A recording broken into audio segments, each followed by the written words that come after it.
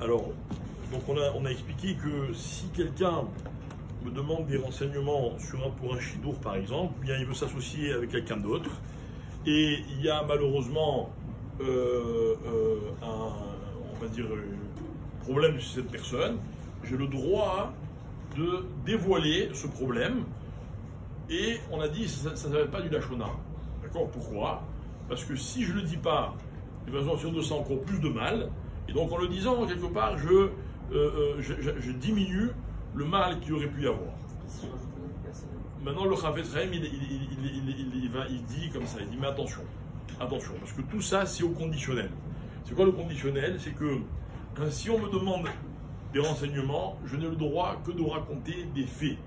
Et en aucun cas, j'ai le droit de rajouter voilà, une exagération, un avis personnel, appelez ça comme vous voulez. Dès que ce que je dis dépasse les faits, on va dire, nets, bruts, pardon, alors, non, ou net, peu importe, dès que ça dépasse les faits, ok, je tombe dans le lachon hara. Pourquoi? Parce qu'à partir de ce moment-là, mes propos, ils vont provoquer ce qu'on appelle du gnout, donc du mépris. Rappelez-vous, le mépris, c'est l'indice qui permet de définir si ce que je dis, ça s'appelle ou pas du lachon hara. Donc évidemment, il faut être extrêmement vigilant et ne vous précipitez pas à vouloir sauver le monde en disant, ne nous précipitons pas en disant ah moi je vais te protéger, fais attention, etc. Non, non, non. Restons dans l'extrême rigueur de la vérité. Maintenant, que se passe-t-il si quelqu'un a fait du lachon hara et il veut faire teshuva?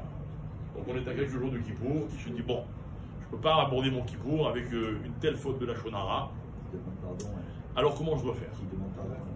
Alors, il y a deux choses. Il y a la Avera Ben Adam la Makom, d'accord? La Torah, elle m'interdit de dire du lachon hara. Hein.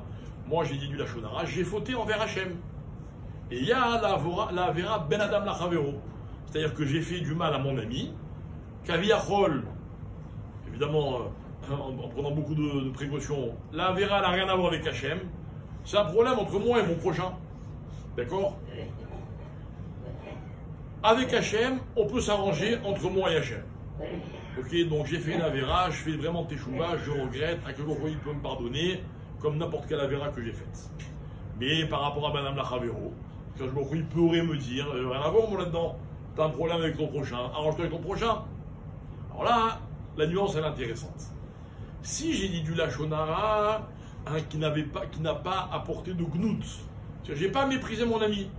On m'a demandé un renseignement pour un shidour ou pour un business, j'ai raconté les faits pour protéger une situation dans laquelle qui aurait pu éventuellement empirer. Ok, j'ai pas demandé pardon à mon prochain. À partir du moment où mes propos vont entraîner du gnou, c'est-à-dire ça va apporter du mépris, alors à ce moment-là, je dois demander mechila sur celui à qui j'ai dit du lachon hara.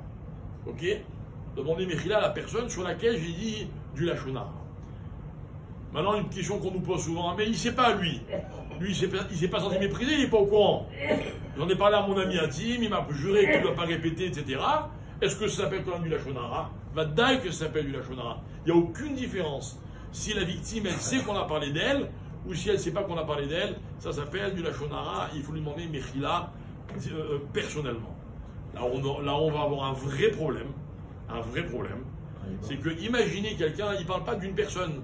Il parle d'un groupe de personnes. Enfin, imaginez, je prends un exemple de la science-fiction. Hein. Imaginez un Marocain, il fait du lachon hara sur les Tunisiens. Ou le contraire. D'accord? Je suis sérieux. C'est-à-dire que, imaginez quelqu'un, il dit à les Israéliens, moi, je ne peux pas venir voir à cause de ceci ou cela. Il peut demander Mechila à tous les Israéliens. Ah, moi, j'aime pas les Ashkénazes. Ah, moi, à telle famille, ah ouais, chez eux, c'est connu, ils ont tel défaut. Ok, tu peux pas demander pardon à toute la famille? Impossible. Elle nous Mechila.